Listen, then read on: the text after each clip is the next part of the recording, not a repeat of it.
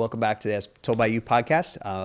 Today we have got a very cool guest because Shannon is someone that we met on a group on Facebook that responded to a request for guests, which is so cool to be able to do that. I started looking into her stuff. I was like, wow, this person is really interesting. And this is what I ran across on that post that I did, is of the 200 something responses, there were so many really interesting people. Yep. Like I was like, oh man, there's a guy that does fitness on motorcycles. So he has a motocross track, and that's how he does fitness. So he tracks your stats and stuff while you're riding the motorcycle, and that's how he doing the jumps and going over things is how he does fitness. I think it's just so interesting. But anyway, welcome, Shannon. This is so cool to have you. So tell us kind of who you are and what do you do? So, by the way, that post was sent to me by 3 people. Nice. And at some point, it's like a tipping point in Colombia where you're like, okay, fine, I will answer. And so I went, all I said was hi. Yeah. So apologies for the brevity. Brevity's perfect because there were so many people that wrote me a liturgy, just like it was long. And I had to get more several times to see the whole thing. I'm like, I can't absorb all this information. Hi is great. So then I go, perfect. I'll just send you a DM. We'll talk about it later. So tell us who you are and what you do. So I am Shannon Ivey of, some people know, the What She Said project. Okay. For like 10 years, we did this thing where I'm the person who brought story slams. Do you know that method, story slam? Mm-hmm. To Colombia. Okay. It's like moth style story slam, but anyway. So I brought it to Colombia and it went boosh. And so I jokingly say the millennials, they brought it to bars and they brought it to the library. I needed to figure out what am I doing? So in my entrepreneurialness, I was like, there's not a story slam that has focused on women storytellers. Mm-hmm. And what I noticed was these fabulous, very smart women, when there were men who would sign up for the story slams, they wouldn't sign up. I'm sitting beside people who are ready to talk, but they would just sit back. Yeah. So I was like, what do I need to do? So I created the What She Said project. That is actually maybe a way I was dealing with ending my theater professor career. I wanted to stay active, and as an equity actor here in town, there's I heard there's 8 of us that are in the union, and Trustus is the only one that can do occasional contracts, but it's very expensive, to pay an equity actor. Anyway, so storytelling became what I did and do. But now I started a company called Gather SC, mm-hmm. and it's an arts-based consulting and coaching agency. And what's coming up really soon, which is, thank you for having me on this week, is that I've sort of shifted the What She Said project into summit mode. Everybody's doing summits. Mm-hmm. So I decided to throw a inauguration alternative event.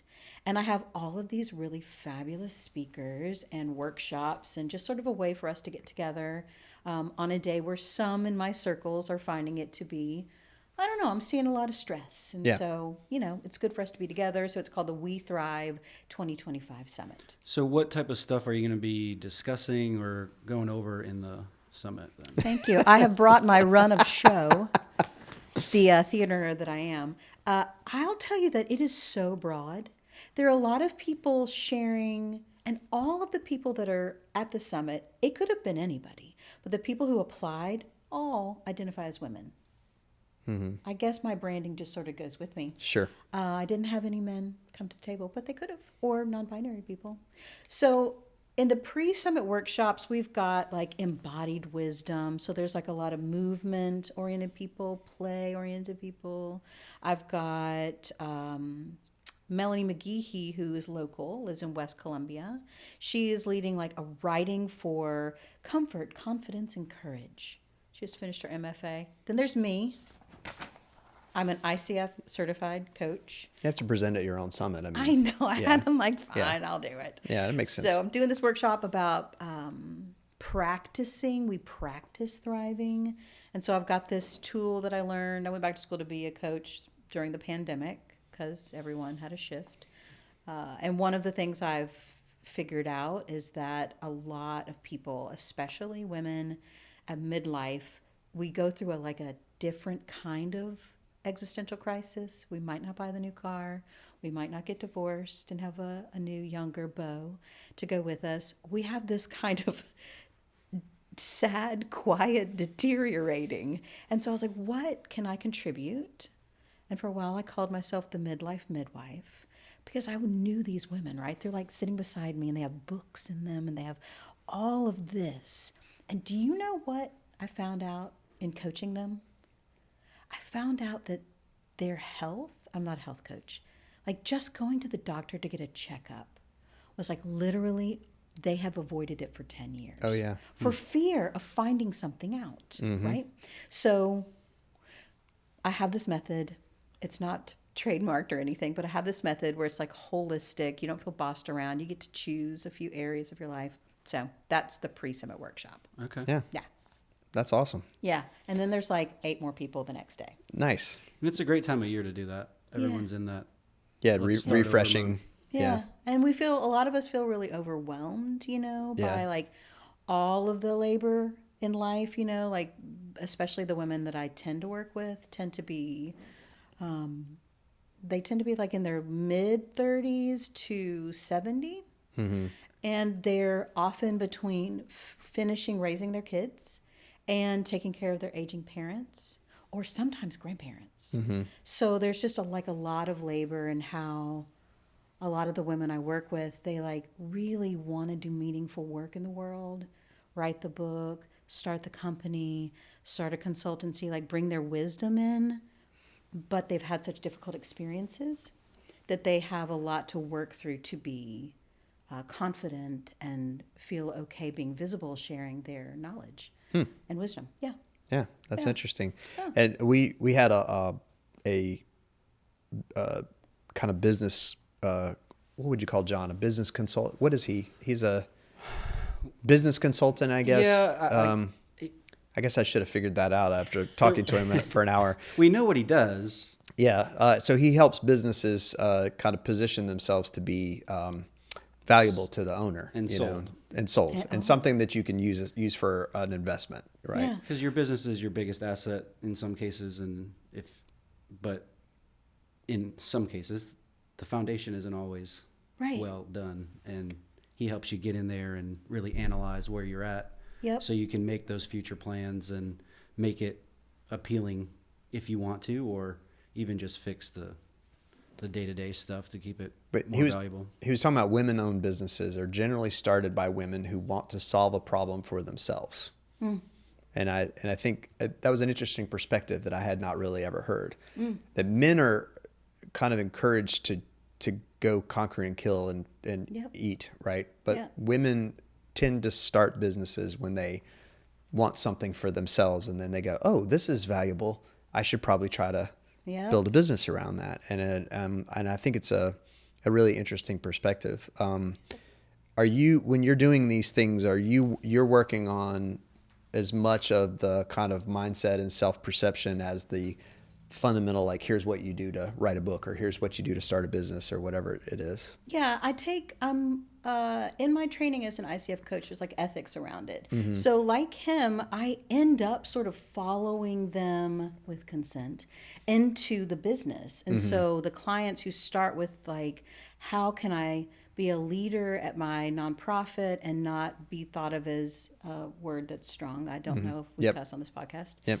How do I do that well and not be considered mean? And eventually, like with one of the clients I'll be seeing later today, I am now her marketing manager on her AI development. Like she's like run this whole thing, and she just sort of keeps me with her. Yeah, that's cool. Yeah, so I become somewhat of a business consultant, although I would never say it. This last year, 90% of my clients would call me their business coach. But it's really more of a life coaching situation? That's what I'm trained in, but I've Okay. been an entrepreneur for so long. After running theater departments, theater's a business. So figuring out the balance of labor and, it's a business. So it's like, I do really well with creatives who hate sales. And because of this like extensive background in selling everything from human resources to the government, my family's in real estate. Like I've always, and that sounds really creepy, but for women to understand sales is about confidence, and it's about self-perception. It's about boundaries, which I still work on. It's really about boundaries. Like When you say boundaries, what do you mean by boundaries? I'll speak for myself and for some of the clients that I work with. When women are in helping professions or supportive professions where they're helping someone else do probably the thing they're doing for themselves, how much do they give? When are they available? How do they set up the contract? Do they even have a contract? Often they don't. Like, what does their availability look like? What are the boundaries between the client and themselves? This is an interesting story. I'll tell you a Columbia story. We love Yeah, stories. of course. Okay. I'm like an artist entrepreneur, like maybe they call it like a social entrepreneur. And I love like sort of like community events. I mean, what she said, Project Story Slam, these story people. So I brought this idea to Columbia. I think it's 2018. Do you remember when they did like, there's a lot of things going on downtown. It was like, what do they call it? Like Engage SC or like, yeah. So I pitched something very large to one of the arts leaders in town, and I had a name for it. I called it Gather SC. I was going to use the 36 questions that lead to love and like a 36 questions lead to community. I wanted it at the State House. We were going to have this whole like group one-on-one storytelling intervention thing. It was like, mwah, perfect. All of a sudden, I found out that got pitched to a larger group sort of on my behalf, and they said they were going to call the whole thing Gather SC. Wow. But I'd owned that domain for, this is what I do at night. I'm so cool. I like buying domain names at night. I have like 20. It's really ridiculous. Oh, yeah. Purses, domain names, got them. Yeah. So I had to literally fight the city to retain my intellectual property. And then they started fighting me over the money that they would give to other people. I have an LLC, which, by the way, that day when I found out what was happening, that's now my domain name, Gather SC LLC. I was like, nope, I've had it. But when you think about it, the feedback I got back was, you don't care about the community. We love that name. This makes the creatives look bad. And I'm like, this makes you look bad. Yeah. So there are these moments where people I would work with would have some sort of intellectual property boundary sort of issue, and deciding how they are going to like hold that stress and deal with it in their own value system is really important. Not everyone's going to do what I did and make meetings and show up and look at the people in the face. Like, what are you doing? They're like, but we've already designed pretty logos. And I'm like, well, you can buy it from me. A woman talking about money. So that's the other thing. Like, how do I charge? How do I set boundaries on my time? What is it even worth? What does success look like? Like, a lot of women, especially Gen X and late millennials, were not trained on this at all. But my family were entrepreneurs. So was it an evolutionary discovery for you to figure out all that? Yeah. Okay. My family, my little brother is a stressed, successful entrepreneur. I was not raised by that person. I was raised by the man who is like a Christian entrepreneur. And so my experience of entrepreneurship was watching my educator parents turned realtors experience some Reagan era downturns. I'm dropping a whole bunch of Gen X right now, so sorry for anyone. My dad had Reagan era downturns. What's up? Oh, you know, like lost the house, lost the business. It took 1,000, and my dad is he calls it like an Ivey thing. He was like, oh, when something happens or there's like a skerfuffle or something like is unfortunate business issue is happening, and I'm like, why don't they just have integrity? My dad's like, oh, hon. You're an Ivy. I refuse, and it took me forever to name. I'm like, oh, I could start a thing and run it with integrity. That's my creative superpower. Like you're the one. Oh, and I had to let go of theater professor, right? Did theater, running a theater department for 5 years, did that. And I was the only professor that got us in the black because I know business and I know relationships. So it just made sense. So I just had to like let that go, or like let it be a part of what I'm doing now. Yeah. Yeah. Well, and I'll tell you, you know, Gen X definitely got the same stuff. But being a creative, and look, you know, I'm definitely a male. I have problems talking about money, focusing on money. Yeah. Because I think the sensibility as a creative is to say the creative is the important part. That's true. Right? Your music, your art, your theater, your videos that you make, whatever it is. Yeah. That's the important part, not the money. So the money's petty. You know what I mean? And that's hard. Not doing it for the money. Oh wait, I am. Well, one of the questions you sent me, that's a fantastic, thank you for the segue. Sure. Why Columbia? Yeah. So, okay. So there was like I call it the life enema of, sorry for that word, of 2011. Mm-hmm. Divorce, job loss, everything happened. So me and a tiny baby ended up, the only job I could find was at South Carolina State University. Oh. But I was trained as a traditional actor. There I would have a Columbia moment. Mm-hmm. So I'm alone at State. I love my students. I'm the only white professor in the theater department. There's some things I needed to learn. I was learning them while grieving this divorce and solo parenting. So it was difficult on everyone. So I'm really grateful to have come through it, mostly unscathed, and to have learned what I needed to learn about me and whiteness and education and many things. I realized that the way I was taught was not working for my students, and I was going to lose my career, not my job, because I was like working hard with the wrong tools. So I discovered Theater of the Oppressed. I begged my parents to take the baby. I went to New York. I did this training, and I was like, that's it. So like I brought it back to my students, and then all of a sudden Columbia, where I would go to Target or occasionally to Amza Yoga when I'd find a babysitter. Like I would come to Columbia to try to find people I could connect to. I was trying to socialize here professionally. I landed a TEDx talk because of the work I was, right?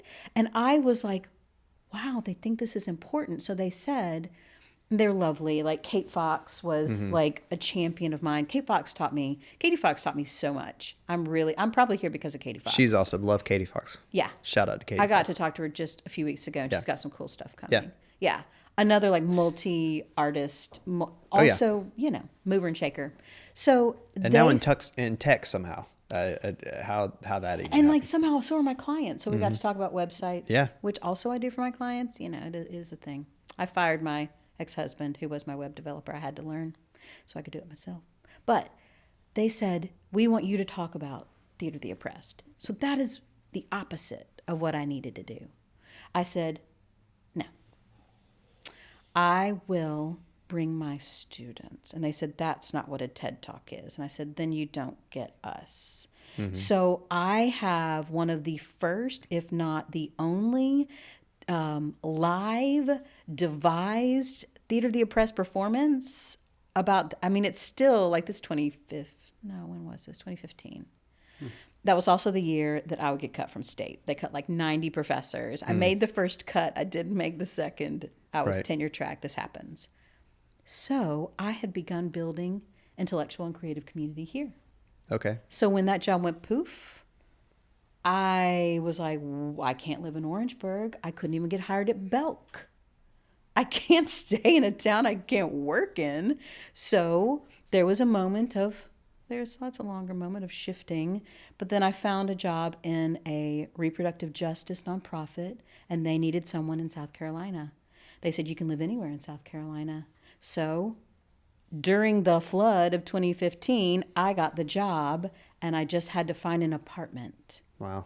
Right. Yeah. So that is how I came to Columbia, and I've been here ever since.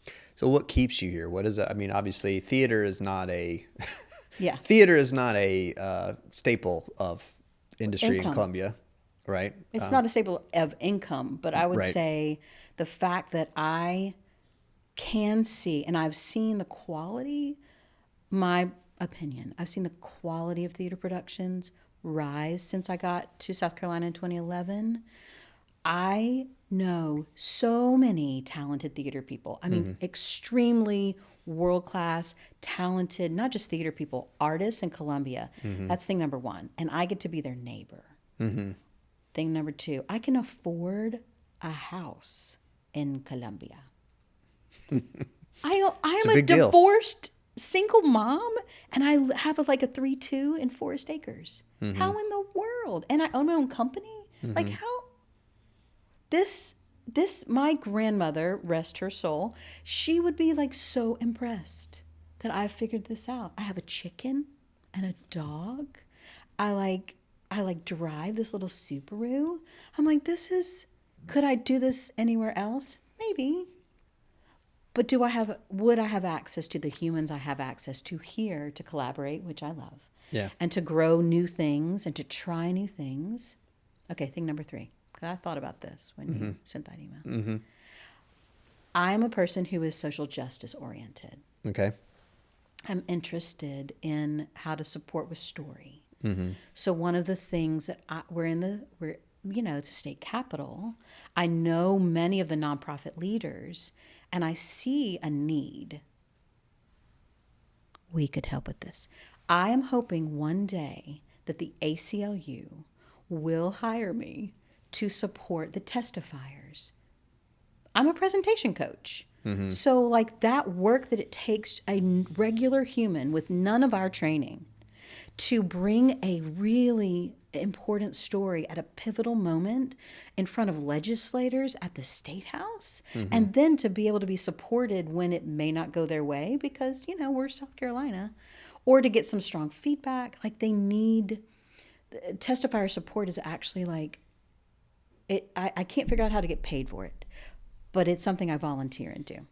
And I think it's really important. Law firms, I would think. Law firms, yeah. Yeah. ACLU is like, we got people. I'm like, yeah, love you. You need more. They're so busy when it comes down to difficult There's legislative probably times. a program that you could develop and film in a studio. Like this beautiful one. I love it here. It's And then great. sell that program to law firms. Yeah. It's to deal with humans with really important stories. It's a delicate act. Oh, yeah. Y'all know your tagline, story first marketing. Yeah. And so like to give them the autonomy and agency to say it the way they need to say it, but then also to have the efficacy of like how to say it so people can hear it. Yeah. That takes some practice. It takes rehearsal. So yeah. Do you know the Pathways to Healing? Do you know that group? Yes. So we've done the last 2 years a good bit of work with them, and Yeah. so much of that first year was just telling stories, survivor stories, and kind of, and it's a challenging thing to get people to do in public. Of course, especially Pathways to Healing. I Yeah. mean, there's so much stigma around sexual assault, sexual violence. I mean, there's so much stigma Yeah. around any of these. And we're about to start on a project with Sister Care and I can't ever remember the other. There are 2 groups. With Ashley Thomas? Yeah. Yeah. And then, but we're going to do some sort of advocacy group stuff with them, Cool. which is going to be hopefully storytelling of survivors if we can find them Yeah. to be on camera. But You know what would help them? what's that? A fellow survivor who is also a presentation coach. Mm-hmm. It's really hard. You are lovely men. It's really hard to like bring this without like an auntie or like some Yeah. comforting figure near them that's like already Sure. had a relationship. So that's a lot of how I function like within the social sphere in Columbia. Yeah. Y'all don't know. There's like a whole underground thing, and we use like we use communication methods. It's like the Janes. There's aunties, and we sort of like if you don't know, it's hard to get into like figuring out who's helping who. Yeah. But it's like this very mutual aid, very women, very queer, very grassroots way that we move stuff around to help those that are in that. Like that's not, I'm not going to be like, and this is how you find out about that, because we have to be, protected. Sure. But like no one's going to know that. I mean, I'm kind of obvious about who I am, and that's on purpose because I'm my age and I can, I'm less vulnerable than other populations, but it helps them know. It's like, oh, she might know something. Yeah. Maybe she knows who to talk to at Pathways to Healing, or how do you talk to Ashley, or how do you talk to Sarah at Skidvasa, and like how can they help? Skidvasa, that's the other one. Yeah, Sarah Barber. Man, it's such a long acronym, and I can never remember it right off the top of my head. Yeah. So well, that's my job. it's in my emails. It's but of course. Yeah, but that's what we get to do, I guess, as very no offense to Brian, but basic white guys, is that we get to be agnostic. We just get to say, what we're here to do is to take the story and tell the story. Yeah. And we don't have really a commentary on the story exactly. Yeah. We just want to find those places that need what we do. And help them. So tell me where'd you come from? Where'd you come to Columbia from in 2011? In 2011, I had been at a community college in North Carolina that had a theater department that I ran. So that's College of the Albemarle. So it's near Elizabeth City. It's in Elizabeth City, North Carolina, near the Outer Banks. Okay. Yeah. Cool. So that is where my kid was born. Okay. And where the marriage started and ended. Gotcha. Yeah. Okay. Yeah. Well, that's cool. Well, so what brought you to Columbia originally? The job at State, or was State? Really? Yeah, it was like South Carolina State. Like, forgive me, I used to say really mean things about South Carolina, and I apologize because now okay. I have been here longer than North Carolina. It was like a North Carolina, South Carolina thing, so. It's kind of our role. People get to say stuff about us, and we're like, yeah, whatever, say it. I don't care. And it's still so complex. Mm-hmm. South Carolina's that's really. It is very complex. Yeah. Yeah. And I will say, I was born here and grew up here, and have never really lived anywhere but South Carolina. Visited lots of folks, but Brian lived in California for a while. Yeah. But I grew up in Wisconsin. Wow. Yeah. Came down here to go to school at Carolina. Wow. Spent 4.5 years here. Then moved to LA for 6 years. And then I came back. And I've been here since 2011. But what I find is that there are so many people that could, right? Maybe I can't because I'm limited in my experience. But there are people that could do what they do anywhere in the world and choose to do it specifically in Columbia. Yep. And we've had even guests on our podcast that we're just amazed that they live here, right, and do what they do from Columbia. And we get to know them, and we get to be their peer. Yeah. And so we can flatten some hierarchies and just be person to person.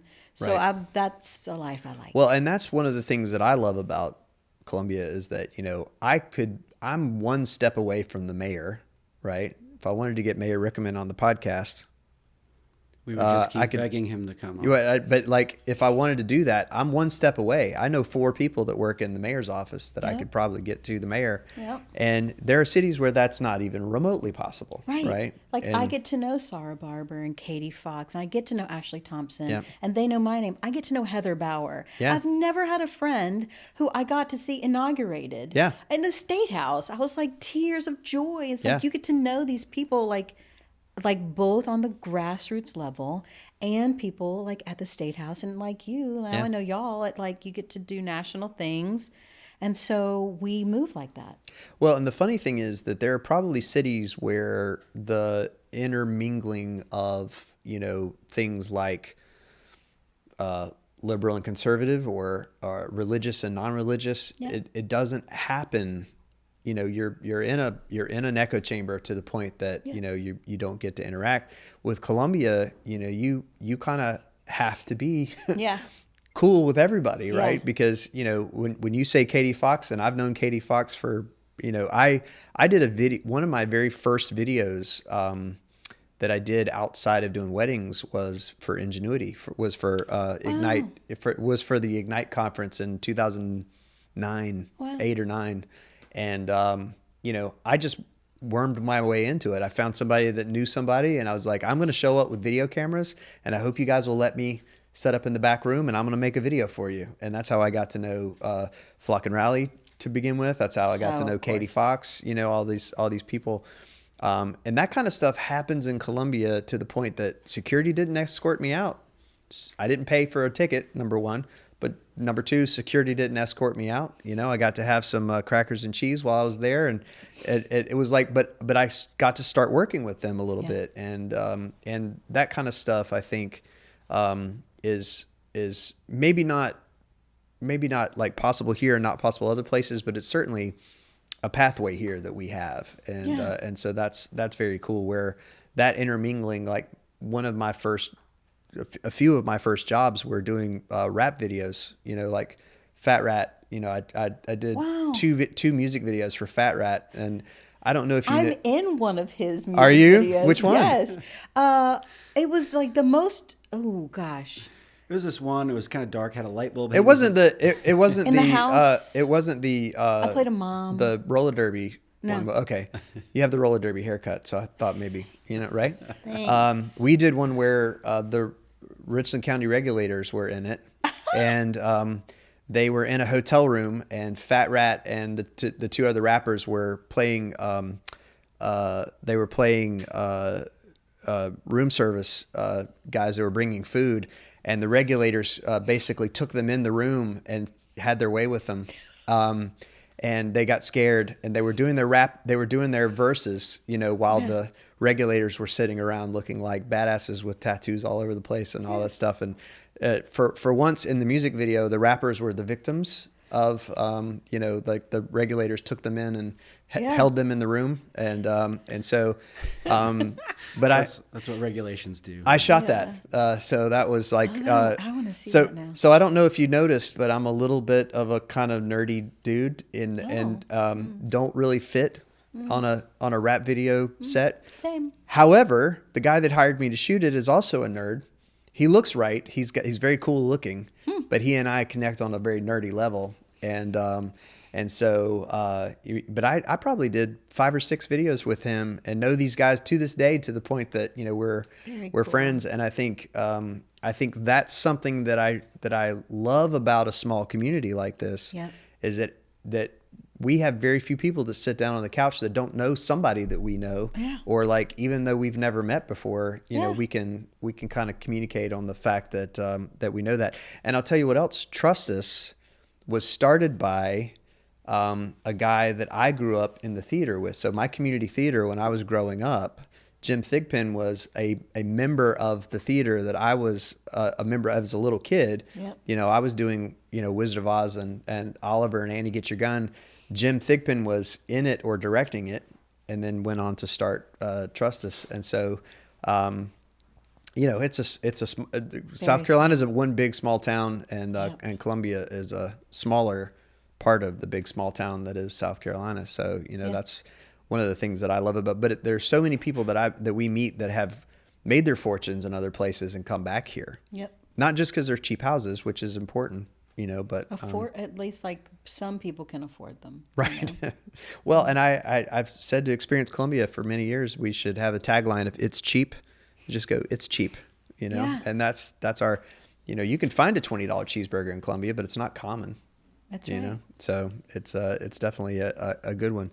So, talk about kind of what you want people to get out of the work. You talked about that a little bit. Talk about what you want people to get out of knowing you and working with you. What do you want the outcome to be?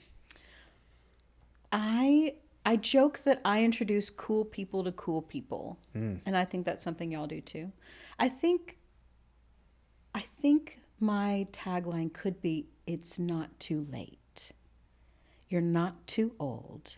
You're not too boring. You're not too whatever it is that's holding you back from doing the thing you would regret on your deathbed. I know that sounds really stark, But I think a lot of people, like as they cross over the midline, into midlife, it's like, well, who would be interested in what I have to say? Who would be interested in like my legacy work? And so I work with folks, and I work with any gendered human who has something, they're like, I have something, I think it's important for the world, or at least a few people, and I need help navigating how to get it both out of my body and then into a shape that I'm happy with, and then out into the world where I can maintain some dignity, but also do this work I'm trying to do. Sure. So do you Enneagram at all? Y'all may not Enneagram. I have done it once. I did it once. One of my neighbors got into it, and I don't remember what mine is. I have guesses. Yeah. I'm an Enneagram 8, which is called like a challenger of oppressive systems. That's both positive and sometimes difficult. But I have a wing called a 7, and a 7, everything needs to be enjoyable or fun. They're called the enthusiast. So for my clients and my friends and my peers, I am like the cheerleader. Like it is when I see someone doing something brave and new, that moment creatively is so important. So I even teach workshops on like getting feedback. Too soon will kill a project, especially for someone doing it for the first time. So that's just that old school theater professor, creative professor part in me. There's a process. And if you can take really good care of yourself as you create this brave legacy work, it's worth it. Even if, and this is like one of your questions was, what's next?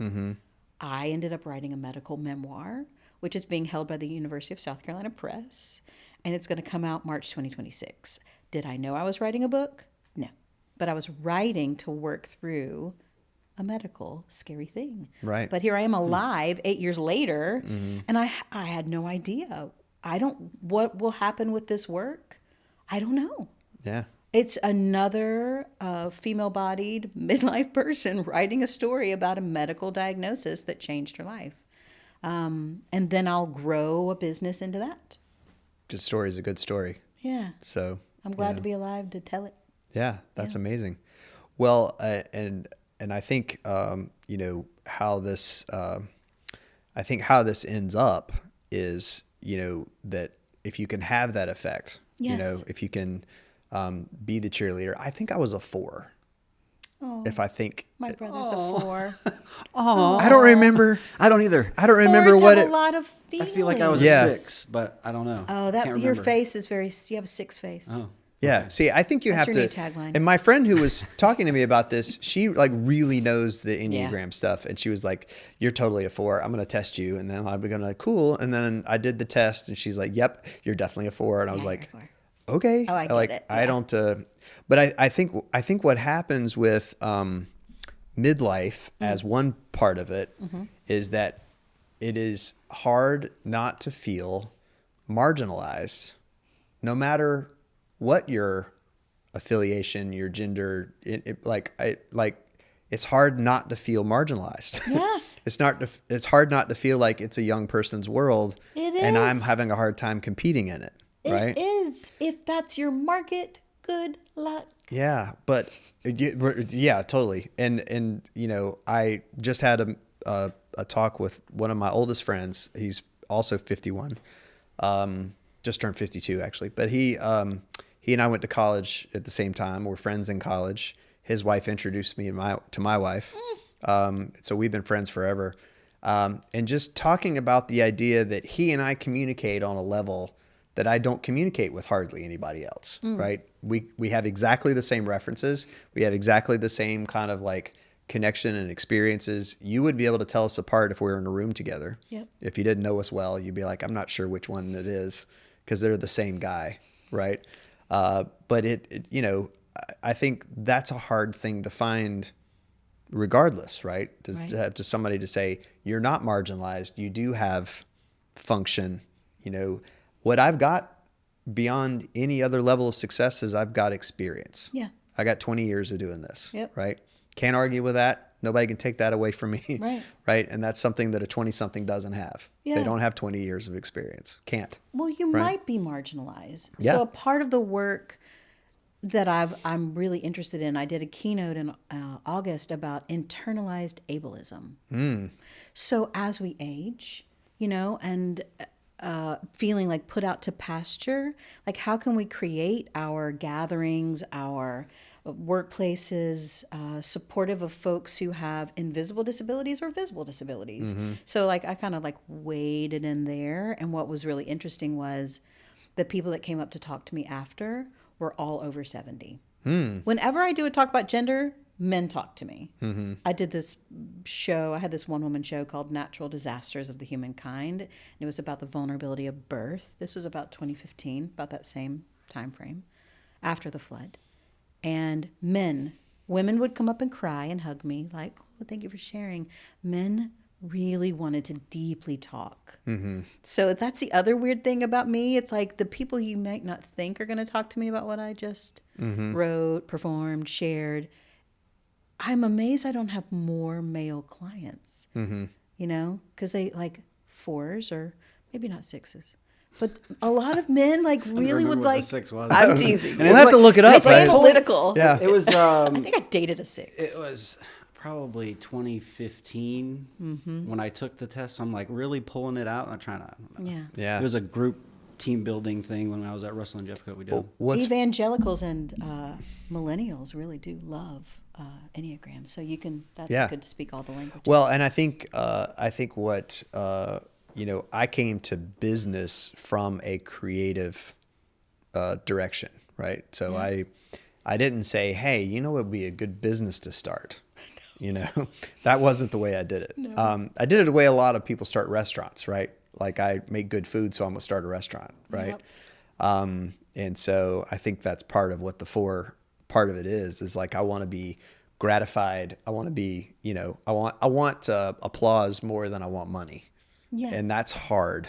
For your unique skills. Yeah. That's 4 all day. Yeah. Yeah. And to have like deep feelings about this. That's right. very, you can tell I have one brother and he's a 4. So I like really, actually, I will just say this offhandedly, Enneagram talking helped my family talk to each other. Yeah. After difficult things. And just understanding the communication style and all that stuff and what they need to hear. Yeah. Yeah. Yeah. Yeah, that's really cool. I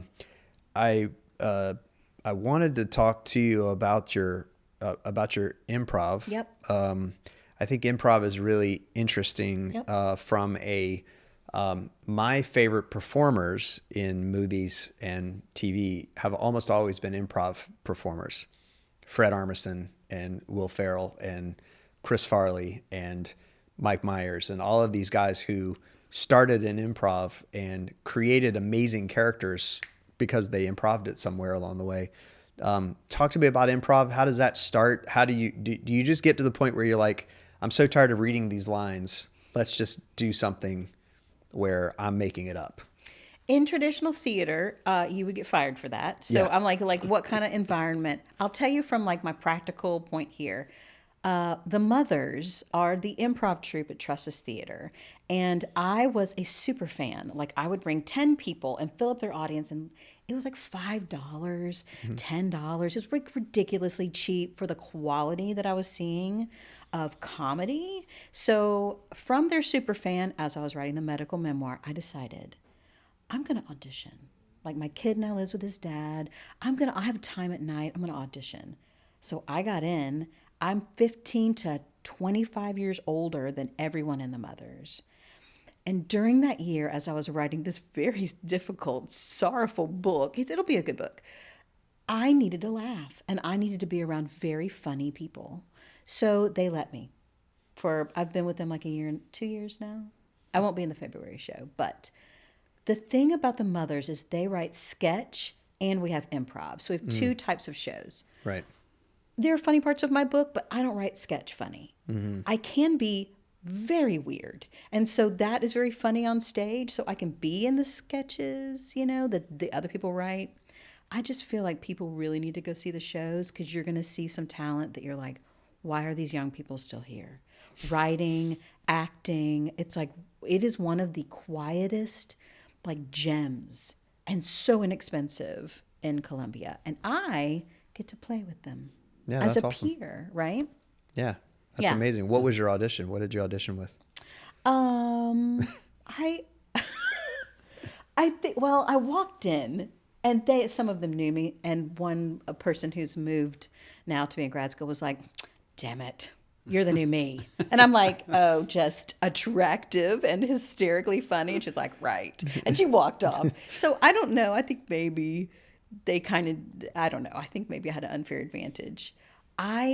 We did improv. We did some silly things. We did like walking around, and then we wrote sketches. And I was paired with an improv teacher named Cameron. Cameron is brilliant. There are some very funny, very smart people in this group. Cameron, he was so kind to me. Like I was his abuelita, his little grandmother. He was giving me feedback for my sketch. I just could not write something funny. I was like trying to write. That was not good, but still I got in. So we play a lot of games. There is shared leadership. Like Martha Hearn, if you haven't seen her on stage, she is remarkable. I used to joke that I'm in the Mothers just to play with Martha, but then I met everyone else, and they're fantastic. We practice games on Sundays, and we practice writing once a week. Nice. I'm not right now, because that's a lot of work. I guess you need to have no kids. Sure. And be in your 20s to be able to run at this level. It helps. Yeah. But they're great, and they teach me so much and they're very gentle with me. It's very kind. Yeah, that's I think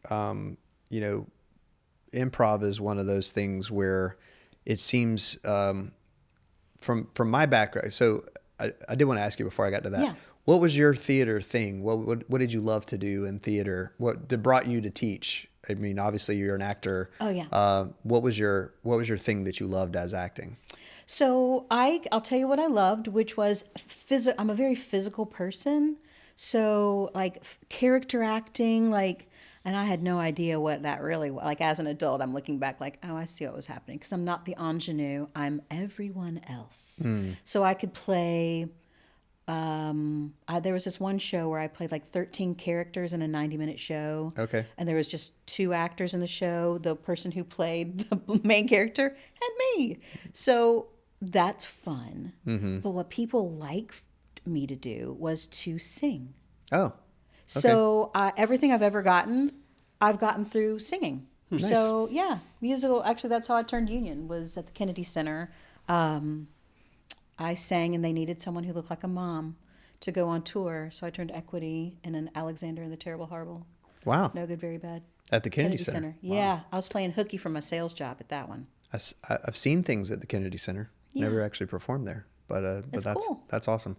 Well, when I went to college, my first semester, I was a theater major, and I didn't realize that it wasn't musical theater because I grew up in a musical theater, out in the country, and just thought all theater was musical theater, and I didn't love spoken roles at all. Right. I just wanted to sing, right? Yeah. And so I changed over to music after my first year. I changed over to music, got into opera because opera was basically the combination of those things, and realized as a lyrical tenor, I was always the. Did you hear him drop that lyrical tenor? What up? Yeah. Come on, let's talk about it. But I ended up being the screechy uncle or the little witch, or whatever it was. I was never the lead. You would be up for my roles, the little witch. I mean, but I was always like the not the roles I wanted, right.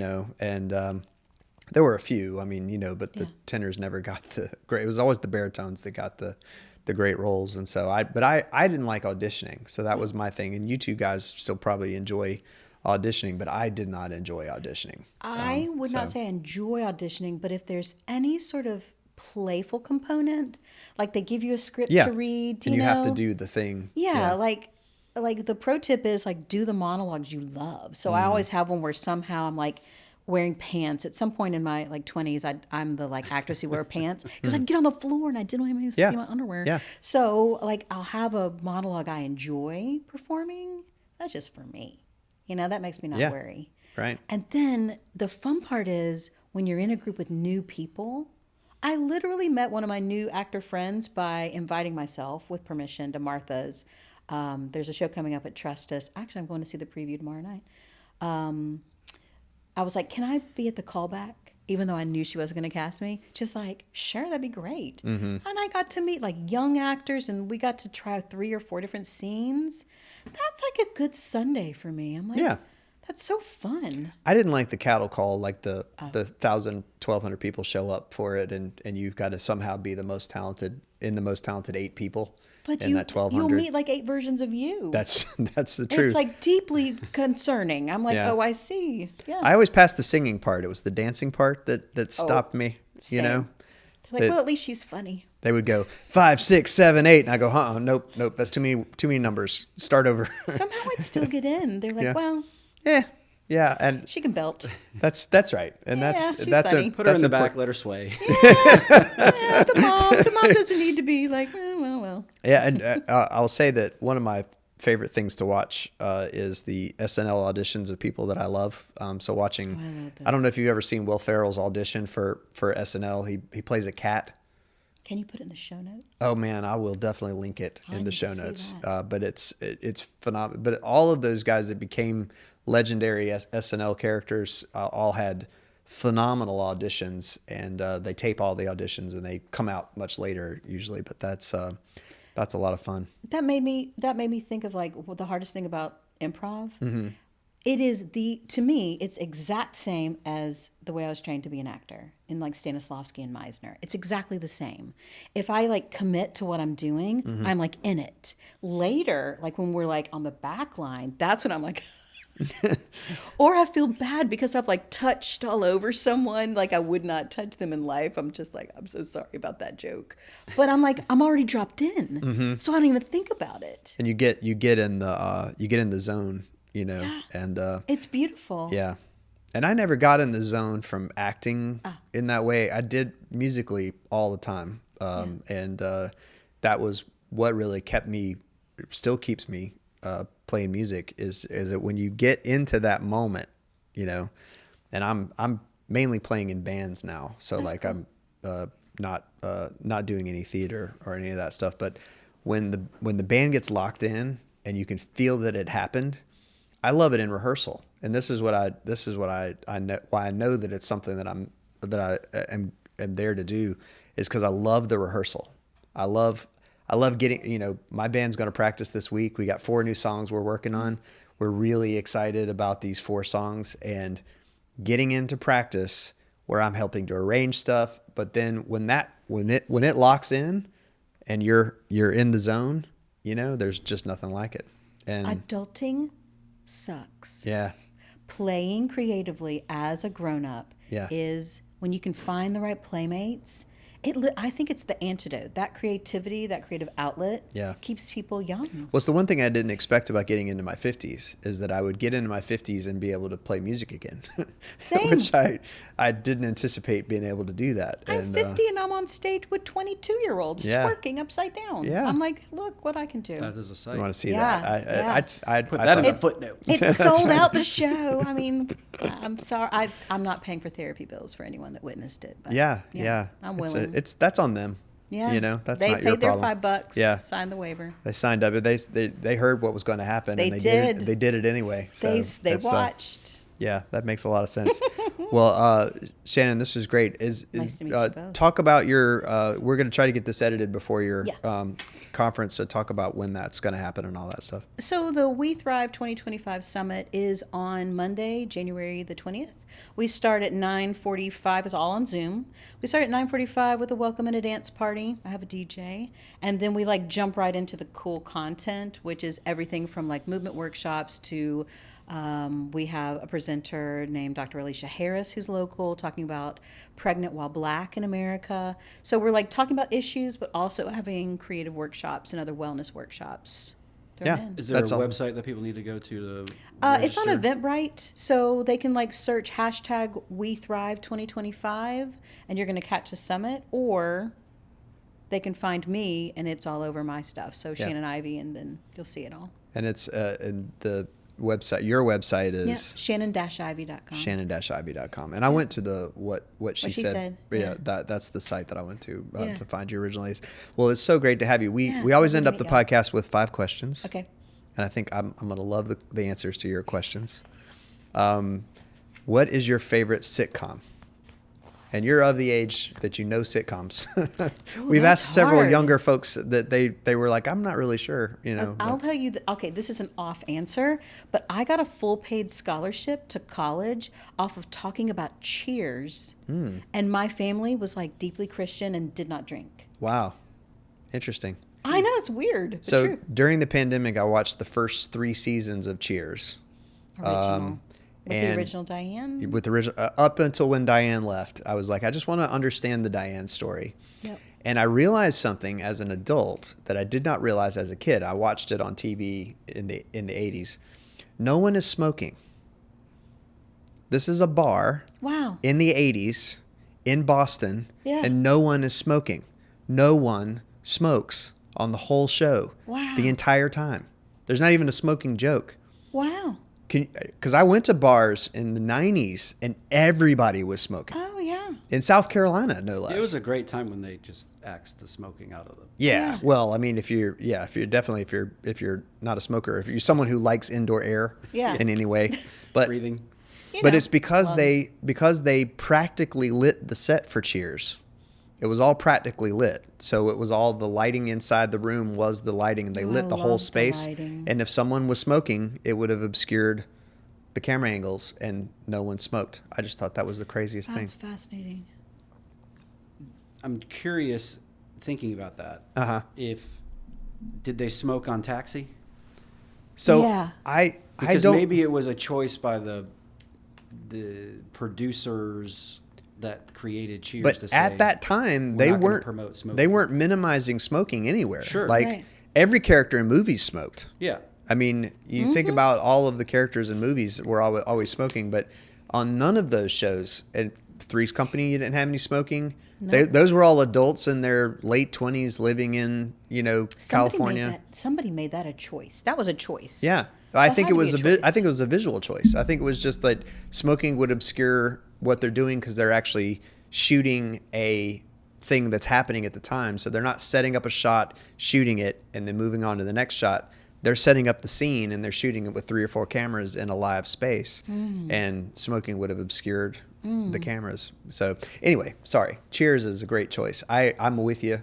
Yeah. Definitely top 5. How did for my me, parents let me so. watch that? I mean, Yeah. how did I even get to it? Well, there's no Yeah. smoking in it, so it's Yeah. Well, also there were Ah. only 3 channels. What else were you going to watch? Exactly. PBS special. You're going to right. watch a historic drama? Yeah, something No about way. birds. Yeah. All right. So that's awesome.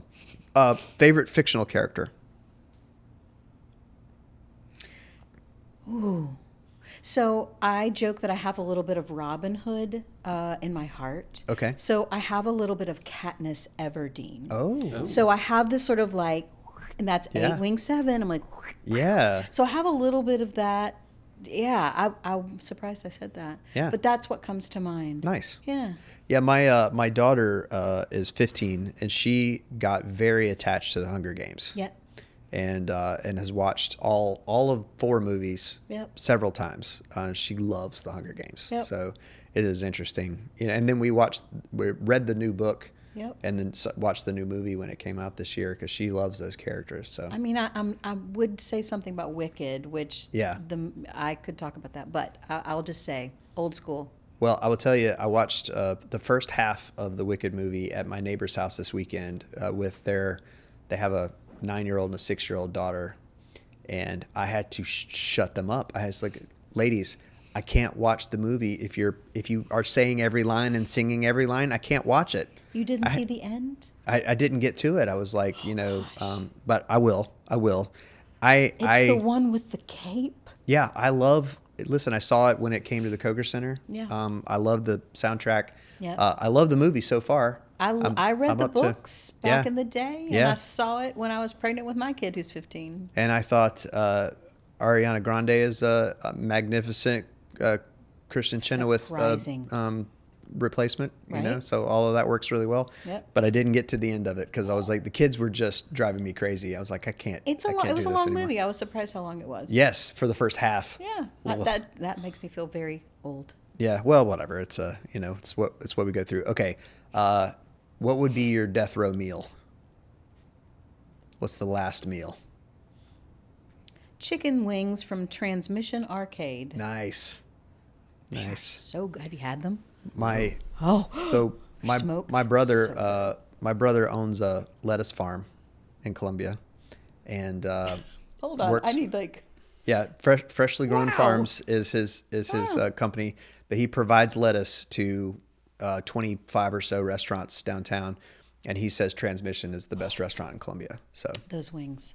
I dream of them. yeah, I He know says- you're near Wings Place, but no, that's fine. We've never had the wings because You they haven't? no, This they're is a front. We believe it's a front. it's not been They're under construction again. It's not been open Oh. this year. They're over there every day. I don't know what they're doing. It is the You haven't fifth smelled different anything? name that they've put Yeah. on that. Yeah. You know how like in the Guy Ritchie movie, you'd go Yeah. over there and they're moving a body, and then Yeah. everybody goes like that, you know.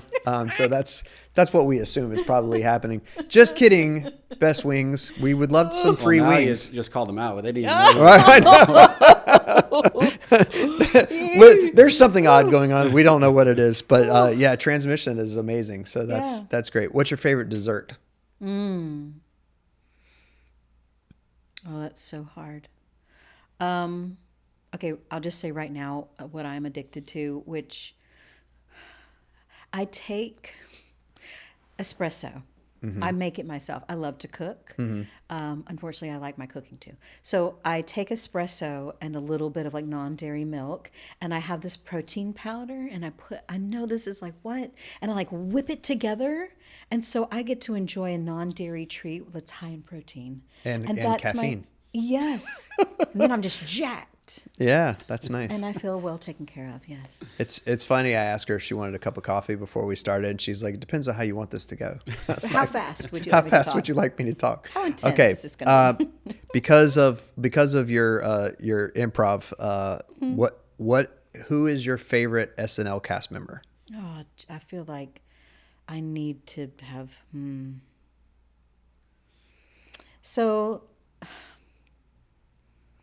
So, I've lost his name. Okay, he played the church lady. This is how old I am. Dana Carvey. Okay, I still love Dana Carvey, and I think Yes. about Chop and Broccoli. Yep. And there's something about the musicality and the Oh my like, God. the gender bendy, and just the weird, just so weird. And Yeah. I love weird. Dana Carvey. So that I mean, Will cast. Ferrell, but I mean, Yeah. The Dana Yeah. Carvey cast, Dana Carvey and Mike Myers Yes. and Adam Sandler and Yes. those guys. That was my high school SNL cast. because we're similar in age. Right.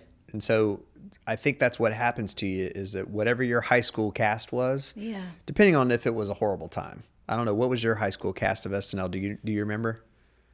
I mean, That would have been Will Ferrell I'm and that a group. tweener, so I'm not a millennial. Kristen- I'm not a Gen Kristen X, but I've Wiig. got boomer Both. parents, so it's Yeah. Oh, yeah. So my brother and sister are your age, so Yeah. I'm in between. But He's our little boy. I know. Yeah. Yeah. He's so cute. Will Ferrell Yep. is, and Adam Sandler, Yep. of course. Yeah. But I also gravitated towards Dana Carvey and Mike Myers. Gotcha. And that group. I feel like I should name drop women, but I'm one of those people, like, as I age, I lose all names. But then that cast led to like the Sherry O'Terry cast and the all of you know it was amazing how that cast right after the Dana Carvey cast became so mixed Yep. because there were very few women in that cast. And then all of a the next sudden, one was like half almost. The you know. entire cast of 30 Rock. Molly Shannon, Right. You know, Tina Fey and Yeah. all of The best, not the best, but the most relevant and most recent cast members that are women of Saturday Night Live. Yep. yeah. Definitely have come in the last 15 years. Well, Yep. and you think about how relevant that show continues to be Yep. somehow, even though every season everybody's like, "Yep, it's over. SNL's over," right? I haven't watched an SNL in probably 30 years. No one has. Exactly. I get them in little reels. And the only Right. reason why You get it 'em in is shorts. relevant in any form Uh-huh. today is because of the 30-second clips. Yep. Yeah. And If without the 30-second clips, it's dead. when you Right. think about late night TV is the same way. I've not watched Jimmy Fallon's show. I've not watched Jimmy Kimmel's show. I've not watched any of those Right. shows when they happen. I did watch David Letterman as it was late. I watched Johnny Carson late, but I haven't watched any of those shows, right? They all survive on the fact that you watch small clips. And I think We'll that's, see how much longer they do. yeah, well, whatever, I have a comedian at noon on the summit, and she's a former teacher turned comedian, and that's one of her pro tips is to find you a late night buddy who talks about politics in a way that you can laugh about and not just be worried about. So I thought that's interesting. That's one of her pro tips. yeah, it's definitely, well, look, what is on a limited time thing completely is television in general. Yep. Right. I mean, what is the function of television in general? Right. Well, and football was created to make you buy food. that's a new thing. Have you heard this, No. Shannon? That the football terms, so everything to do with football and watching football on TV makes you hungry, makes you want to eat snacks. Oh wait, and that makes so much there's sense. there's a running joke that gets a big conspiracy that it was. What are the football's terms? created. What are the terms? I'm not a football person, so what are the terms that make you hungry? It's Well, I don't know if it's necessarily the terms that I've heard. It's basically like Uber Eats has gravitated towards this, so they are. Well, they have Domino's a full- Pizza, it's like they have that's a our- full campaign with Matthew McConaughey, and he's sitting there trying to convince Christian McCaffrey that football was created to make you hungry and buy for food. Transmission Arcade chicken wings. Yeah, there you go. And So hungry. they're on the couch, and what are you eating, Jerry? Rice. Oh yeah, I got you. All That's of the latest commercial. all of the food. Yeah, Yeah, that's awesome. And it's just yeah, every commercial when you ever watch a complete football game is It's Papa food. John's and food related. food related. Yeah. It's crazy. Well, and I'll tell you, as a non-football fan, which is hard, and you want to talk about somebody who feels like a square peg in a round hole, growing up as a boy in the South, and I'm not a football fan. People are always surprised when I know about football. Like I can understand football, but I just don't like it. Yeah, well, They the assume I don't marching like band. it. They assume I don't like it because I don't understand it, right? When I go, yeah, I get it, but I don't like it. And I don't mind watching a game, I guess. But anyway, as a non-football fan, it is a very interesting place to live. My and dad's so, a football coach, yeah, so I've watched many a game and say things like, "Wow, they fall down a lot." yeah. Why did I always ask a question as a kid, like, why do they run plays ever? Why does anyone ever run a play? Because in college, at least, they never punch through. It's almost never gets you any real yardage. It's always just like, and those are the things that I was like, I don't understand why they just throw it every time, because you're more likely to get more yardage if you throw it every time. And you were a running back, right? I was a running back, Yeah. and a cornerback, Right. and a kicker, Yeah. and I played defensive back at Carolina. So Wow. Yeah. It is an interesting thing to have to learn about, just because we do a lot of work with the USC's athletics people. cool. And so I have to learn who these players are Yeah. and what their roles are and all this stuff. And so, it's interesting. One of the mothers members named Jessie is one of the people that works with them through, like, I don't know, you probably have met. Jesse's like so talented, and he like University of South Carolina grad that stayed in town and works for like their media. Anyway, Yeah, So- there's so a big smart. apparatus around the football, he especially. was telling me. Yeah, And it's he a gets huge. to go to the games and take the photos and all. And they're monolithic. They're their own thing, Yep. And so the university kind of has to ask athletics for things. Yep. They're like, "Hey, do you mind? Could we have some of that?" And they're like, "Well, we're athletics, And so, we have our own budget. yeah. Well, Shannon, thank you so much for this. This was really amazing. It was nice to meet It was you. good, Pleasure. good to have Yeah, you good too. to have the conversation. Nice to meet you. And good luck with your conference. That sounds Thank you. sounds fun.